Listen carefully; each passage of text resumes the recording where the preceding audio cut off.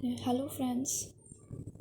So today we will be studying the topic law of diminishing marginal utility, which is a very important as well as interesting topic of microeconomics.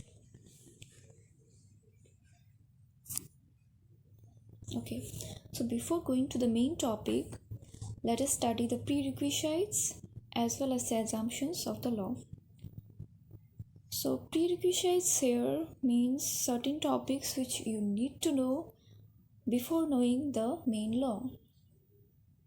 So yes, the topics that are required here is utility. So I'm sure you all have got the concept of utility. So do you remember, friends? What is utility? Utility is the one satisfying power of a community.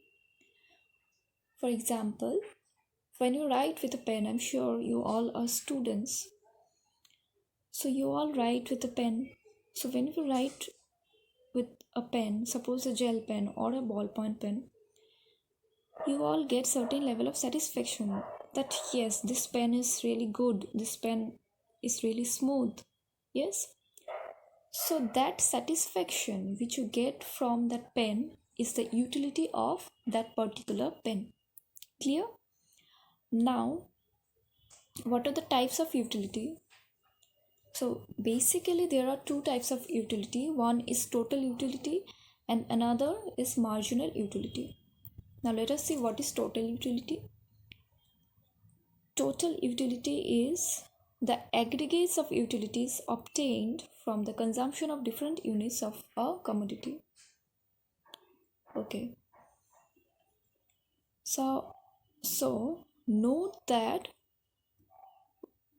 the aggregates, that is the total of the utilities obtained from the consumption of various units of one particular commodity. That means when you consume many units of a commodity, then the utility or the satisfaction that you derive from each unit of consumption, if you sum up those utilities, then whatever the amount you get, that particular sum total is known as the total utility. Okay, I hope you all are clear regarding total utility. Now next is marginal utility. So what is marginal utility? The change in the total utility is due to the change in consumption. So marginal utility is nothing but the change in the total utility that you will get due to change in consumption of that particular commodity. Yes, note that. Okay, now let us move to the assumptions first. This slide has gone. Okay, now coming to the assumptions of the law. So the first assumption is ceteris paribus. So ceteris paribus, I'm sure you got, right? In case of law of demand also you got, like ceteris paribus. The word ceteris paribus actually means other things remaining constant. So here it is mentioned because see, marginal utility of money remains constant here. Okay, next is continuous consumption. So it is assumed that there is continuous consumption of the commodity concerned. This means that,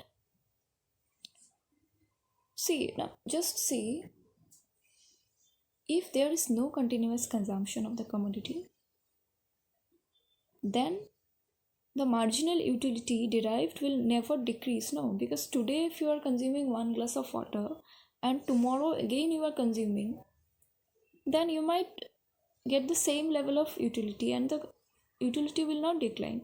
So if you are consuming something continuously, then only your satisfaction level will decrease. Am I right? Okay, next is suitable amount of the commodity is consumed. Yes, I'm sure you are clear about it.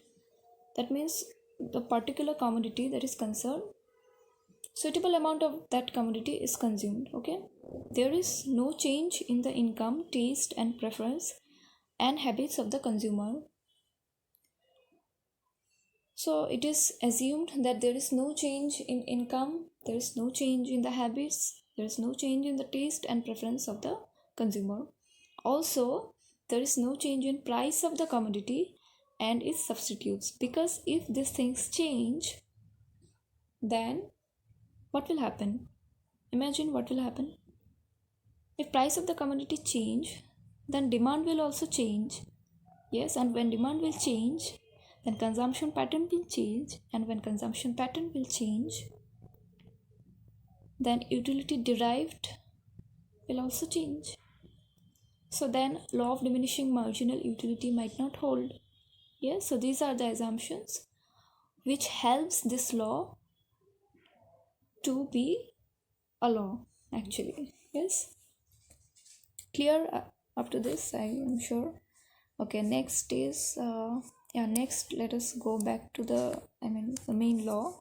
So yes, so this law is also known as the Gauss's first law, and there is another law called law of equimarginal utility, which is known as the Gauss's second law.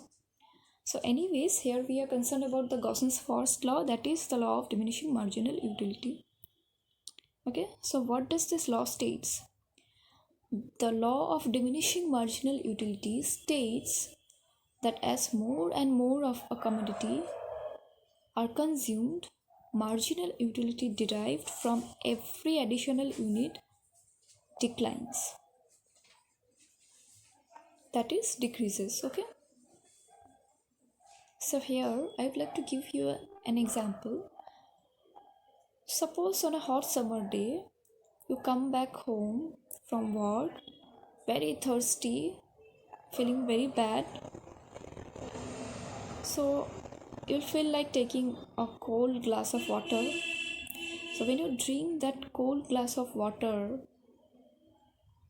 when you are very thirsty, you get, that satisfaction has no mention. But after that, again, if you take another glass of water, okay, you will be satisfied. But will you get the same level of satisfaction that the first glass gave you? No. Yes. So that satisfaction will decrease at least a bit. But again, if you take another glass of water, the third glass of water, then what will happen? Again, your satisfaction will decrease. And imagine if I give you again another glass of water, then what will happen? You will probably deny. Yes. And even if you drink that, you will have to force yourself. Yes. So that is what is actually said in law of diminishing marginal utility. So now let us understand this with the help of a schedule and a diagram, because that is also very important. Let us go to the schedule. See this. So schedule, you can just observe the schedule, that if you observe the total utility column, what happens is the total utility is increasing but at a declining rate. Yes. And after the 10th level, observe the 10th level, what happens? 10th level total utility is 99, and in the 11th level it becomes what? 95. Have you observed it? Okay. And then marginal utility, see the marginal utility, what happens? Marginal utility keeps on declining till 10th level, and beyond the 10th level it becomes negative. So you will understand this properly when you get the diagram. See what happens. Marginal utility, in the diagram we'll consider only marginal utility. So marginal utility is declining, and then it becomes you can observe it becomes negative.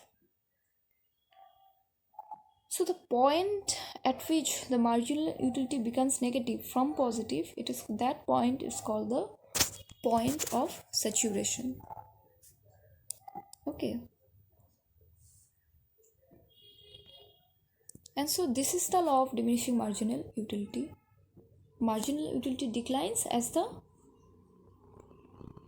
consumption of consumption, here it is T, so you can see that as consumption or quantity of tea increases from 0 level to 2, then 4, 6, 8, 10, marginal utility declines from 30 to negative 4. Okay, so we'll have to compare the schedule and the diagram. Okay, so that was all for today. Hope you liked this explanation of the law of diminishing marginal utility. Thank you.